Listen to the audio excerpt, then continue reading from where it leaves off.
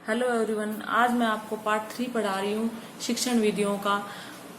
आप मेरे चैनल पर नए आए हो तो मेरी वीडियो को लाइक, सब्सक्राइब व बेल आइकन का बटन दबाना ना भूलें, ताकि मेरी सभी आने वाली वीडियो का नोटिफिकेशन आपको मिल जाए और आप उनको देख पाओ। तो देखो, ये क्वेश्चन नंबर 1 है। निम्न में से अनुभव केंद्रित पाठ्यक्रम की विशेषताएं नहीं है। यानी कि पूछा क्या है, नहीं है पूछा है कि अनुभव केंद्रित की पाठ्यक्रम की विशेषता जो नहीं है वो बताना है हमें। क्रिया केंद्रित होना, शिल्प केंद्रित होना, बाल केंद्रित होना, पुस्तक केंद्रित होना। तो इसका आंसर क्या होगा, पुस्तक केंद्रित होना। ठीक है। निम्न में से शिक्षण की व्यवसायिक कुशलता से संबंधित नहीं है। ये भी क्या पूछा है, नहीं का क्वेश्चन पूछा है। तो विषय वस्तु का ज्ञान होना, व्यक्तिगत विभिन्नताओं का ज्ञान होना, शिक्षण का व्यक्तित्व होना, बालकों की समस्याओं का ज्ञान होना। यानी कि शिक्षा का व्यक्तित्व, तो ये इसकी से संबंधित, व्यवसायिक कुशलता से संबंधित नहीं है, शिक्षा का व्यक्तित्व। नेक्स्ट क्वेश्चन देखो। कक्ष में गणितीय संक्रियाओं में हल कराते समय एक बालक समझ नहीं पाता कि गुणा करना है अथवा भाग। बालक की समस्या क्या है। यानी कि एक कक्षा में बालक को वो जब क्वेश्चन सोल्व करा रहे हैं तो उसे ये नहीं पता चल रहा है कि वो गुणा करे या भाग दे। तो उसकी समस्या क्या है, बालक संक्रियाएं नहीं समझता है, बालक को गणितीय भाषा का पूर्णतः ज्ञान नहीं है, बालक कक्षा को बाधित करने का अवसर ढूंढता है, बालक की गणितीय विषय से रुचि नहीं है।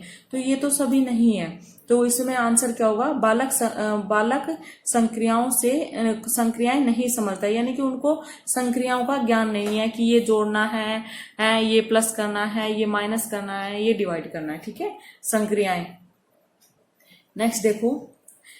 गणितीय विषय के शिक्षक का निम्न में से सबसे प्रभावी तरीका होगा श्यामपट्ट का अधिक उपयोग करना, विद्यार्थियों को व्यक्तिगत रूप से समझना, संकल्प मजबूत करना व पर्याप्त अभ्यास कराना, अत्यधिक समस्या प्रस्तुत करना।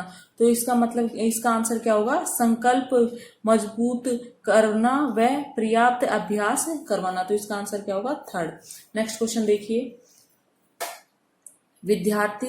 विद्यालय आधारित सतत मूल्यांकन के दिशा निर्देश का उद्देश्य नहीं है।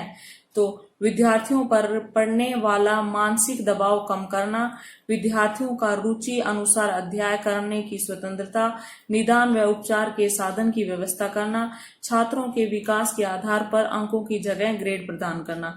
तो इसका सही आंसर क्या होगा, निदान व उपचार के साधन की व्यवस्था करना। ठीक है। नेक्स्ट क्वेश्चन देखो। आंकड़ों के विश्लेषण संबंधी विद्यालयों को समझ का आकलन करने के लिए सर्वाधिक उचित संक्रियाएं कार्य है।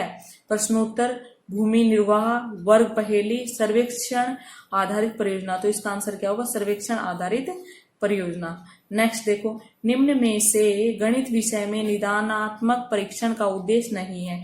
इसमें क्या है कि जो उद्देश्य नहीं है वो हमें ढूंढना है। तो देखो, विद्यार्थियों में अधिगम के दौरान कमियों व कमजोरियों का पता लगाना।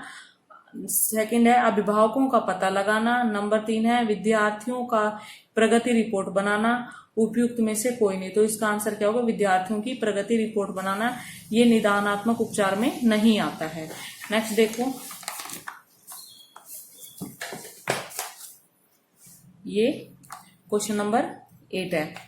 गणित शिक्षण के लिए पाठ्य योजना का निर्माण आवश्यक है। शिक्षक आसानी से पाठ्यक्रम स्मरण कर सके, विषय वस्तु का विकास व्यवस्थित रूप से कर सके, बालकों की कक्षाओं का पता लगाया जा सके, विषय का विशेष अध्ययन करवाया जा सके। तो गणित की शिक्षण के लिए पाठ्य योजना का निर्माण आवश्यक है। यानी कि विषय वस्तु का विकास व्यवस्थित रूप से कर सके। यानी कि जो विषय वस्तु होती है हमें, हमारी वो क्या है कि उसका विकास व्यवस्थित रूप से हो सके।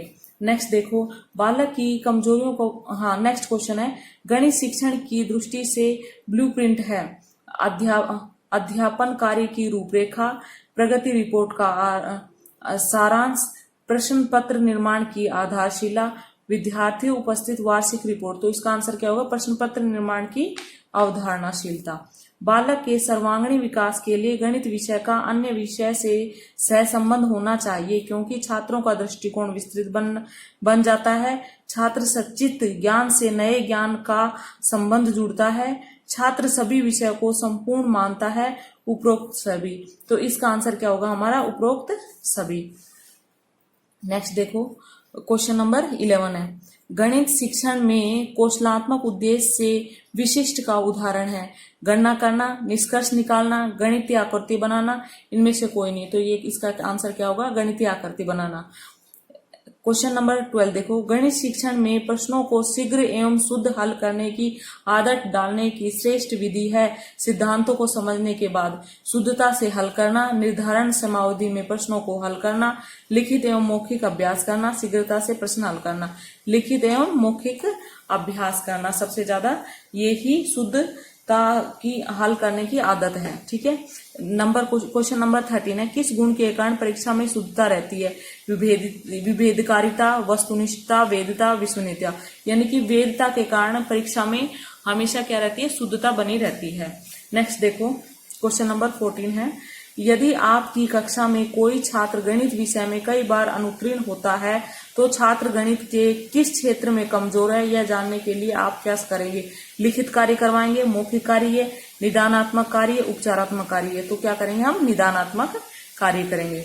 नेक्स्ट देखो, क्वेश्चन नंबर 15, गणित विषय में विद्यार्थी की रुचि पैदा करने के लिए सबसे प्रभावी तरीका कौन सा है? कमजोर छात्रों के लिए अतिरिक्त कक्षाओं की व्यवस्था करना, समय विभाग चक्र में गणित विषय से अधिक कालांश देना, विद्यालय में अधिक पुस्तकें खरीदना, खेल विधि से शिक्षण करवाना।